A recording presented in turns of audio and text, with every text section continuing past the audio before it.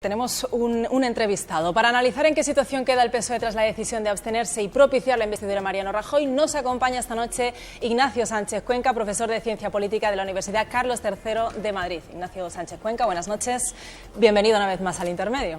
Muchas gracias. Bien, tras el Comité Federal de ayer, el PSOE sigue dando una imagen de profunda división. Recordemos que fueron 139 votos a favor de la abstención frente a 96 en contra. ¿Cuáles son sus impresiones de lo que vimos ayer?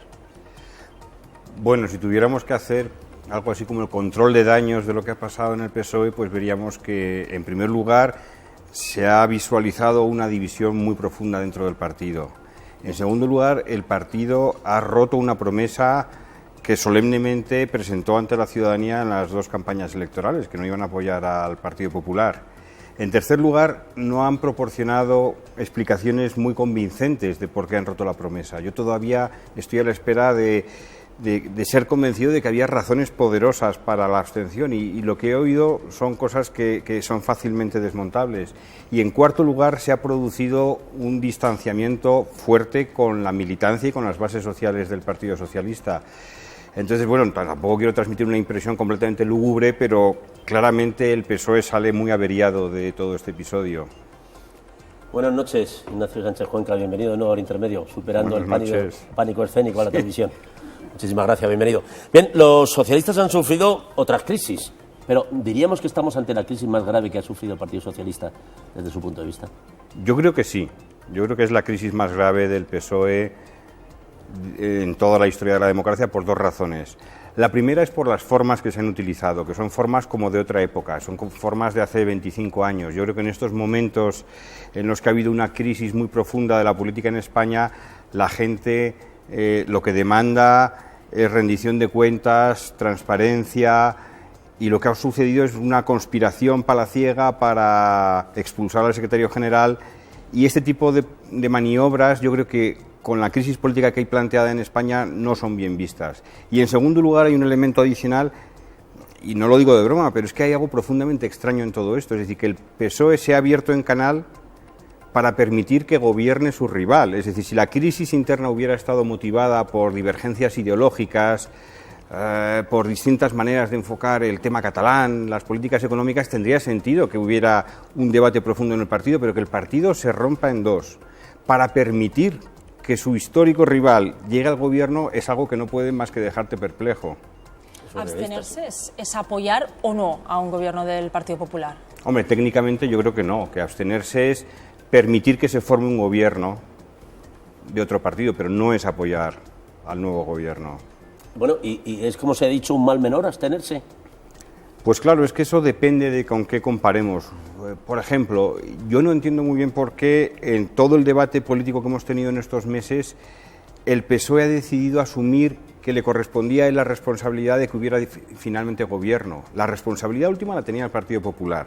Y el Partido Popular tenía otras formas de conseguir apoyos parlamentarios. El Partido Popular podía haberse sentado en una mesa a negociar con el PNV. El PNV tiene 5 diputados, solo le hubiera faltado uno más para conseguir el gobierno. Pero el Partido Popular se ha desentendido de su responsabilidad de formar gobierno y ha recaído sobre el PSOE, y el PSOE así lo ha asumido voluntariamente, que la responsabilidad última era del PSOE. Y esto es muy extraño. Entonces, una vez que tú asumes que eres el responsable último de que haya gobierno o no en España, es lógico que empecemos a pensar que la abstención es el mal menor, pero es que no hacía falta llegar tan lejos. Y en segundo lugar, las terceras elecciones eran un mal menor, perdón, la abstención es un mal menor con respecto a las terceras elecciones, sí, pero solo una vez que ha roto el partido. Antes de que tuviera lugar toda la operación para desalojar a Pedro Sánchez de la Secretaría General, el PSOE iba remontando en las encuestas. Claro, una vez que tú provocas una explosión interna, pues es evidente que el partido no puede afrontar con mínimas garantías unas nuevas elecciones, entonces no le queda más remedio que abstenerse, pero por decirlo así, es una situación que ellos mismos han creado, que no era necesario llegar hasta este extremo. ¿El PSOE está en situación de hacer alguna exigencia al Partido Popular o va a ser una abstención sin condiciones? Bueno, a estas alturas ya sabemos que va a ser una abstención sin condiciones.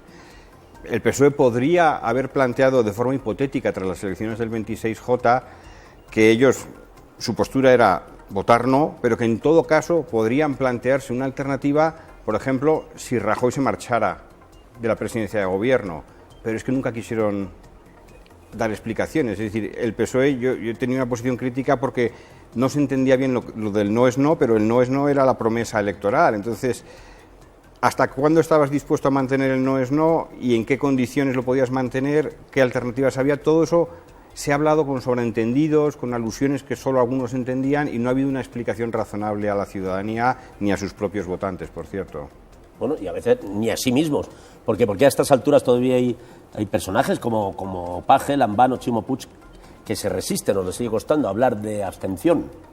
Bueno, esta es una de las situaciones más paradójicas del Partido Socialista, que aquellos presidentes que están gobernando en algunas comunidades autónomas gracias al apoyo de Podemos, luego se nieguen en rotundo a que el Partido Socialista pueda negociar con Podemos la formación de un gobierno a escala nacional. Entonces, evidentemente, ellos no quieren mojarse o no quieren que les salpique la abstención, que saben que es costosa electoralmente, entre otras razones porque están en una posición muy delicada porque ellos dependen de Podemos. Entonces, se producen aquí unas paradojas que son muy difíciles de interpretar para los que están fuera del partido. Es decir, los de dentro del partido andarán con sus cálculos y sus tejemanejes, pero el electorado que los observa no puede entender este tipo de contradicciones y además ellos no dan explicaciones al respecto. Se ha echado en falta muchísimo que salgan, que digan claramente lo que piensan, que defiendan su posición y que argumenten. Y en lugar de argumentar han estado utilizando frases hechas, que si la sociedad nos ha puesto en la oposición,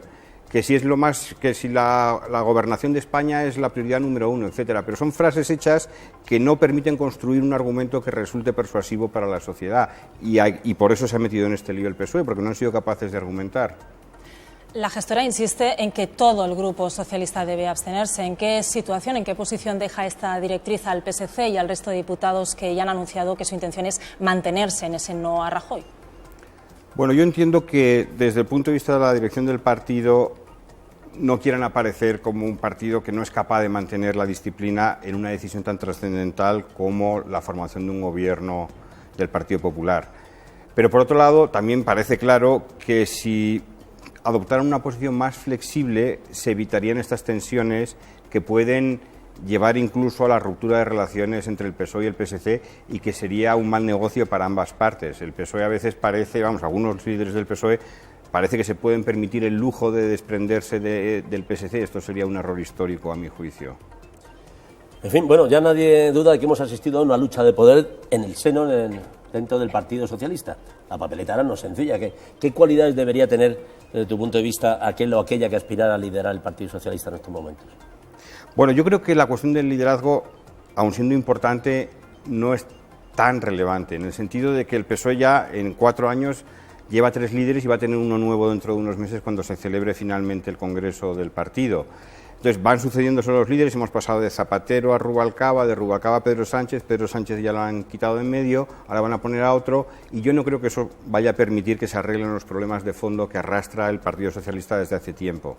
Sin embargo, si pensamos en el tipo de liderazgo que necesita este partido, yo creo que lo más urgente es que sea un líder que pueda conectar con toda esa población joven que se ha desentendido del PSOE y que muchos de los cuales se han ido a Podemos. Entonces hay que tener una sensibilidad especial para hacerse cargo de los problemas y preocupaciones que tiene el electorado más joven y que hoy por hoy considera que el PSOE es casi algo de otra época. Entonces ahí hace falta alguien que sea capaz de reconstruir los lazos que se han perdido con amplias capas de la sociedad. En esta confrontación socialista parece que lo que piensan los militantes y los votantes ha quedado fuera del debate. ¿Qué margen tiene el PSOE para intentar recuperar la confianza de los suyos? Yo creo que a estas alturas el margen es muy pequeño, porque si hubiera sido nada más esta crisis, pues eso se puede recuperar. El problema está en que se arrastran muchos episodios del pasado en los que el PSOE, por un motivo u otro, ha actuado al margen de o incluso en contra de las preferencias de sus seguidores. Pasó ya con el referéndum de la OTAN, pasó con la ruptura con los sindicatos, con la UGT a finales de los años 80, cuando se produjo la huelga general, pasó recientemente cuando el gobierno de Zapatero tuvo que dar un giro brusco en las políticas económicas de la crisis. Entonces, cuando se acumulan tantos episodios en los que el Partido Socialista se desentiende de lo que quieren sus bases, llega un punto en que las bases o el electorado simplemente puede ya romper los vínculos sentimentales, los vínculos de lealtad política y considerar que ya no tienen ningún tipo de relación con ese partido, en cuyo caso el PSOE tendría muy mal futuro en los próximos años. Bueno, recuerdo que usted dijo aquí mismo en este plató que tener un presidente que es el líder de un partido que se financia ilegalmente es una auténtica anomalía democrática. Bueno, pues que coste... Sí, no era así la frase. Sí. No, es que... ¿Se pareció que no, porque es un asunto que me interesa sobremanera. Sí. Pues, no, porque yo creo que en el debate al que hemos asistido en todas estas semanas, cuando se dice, bueno, en muchos países europeos se producen este tipo de acuerdos, se abstiene uno o llegas a un pacto de investidura, consigues algo a cambio, no hay nada raro en que el PSOE y el PP se puedan entender. Yo estoy de acuerdo si el PP fuera un partido normal, como los que hay en Europa, es decir, fuera una derecha civilizada. El problema es que el PSOE está pasando por alto que el PP no es un partido normal, que no estamos aquí intercambiando medidas de un programa político. Lo que estamos haciendo aquí es permitir que continúe en el poder un partido que está carcomido por la corrupción.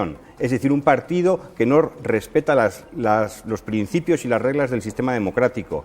Y por lo tanto es una decisión gravísima que para garantizar la gobernación de España se permita que dicha gobernación quede en manos de un partido que no reconoce la corrupción en la que ha estado envuelto hasta muy recientemente, que no ha dado explicaciones, que no ha asumido responsabilidades políticas. Entonces puede que a corto plazo se resuelva un problema, el problema de que no tuviéramos gobierno, pero a medio plazo nos metemos en un callejón sin salida.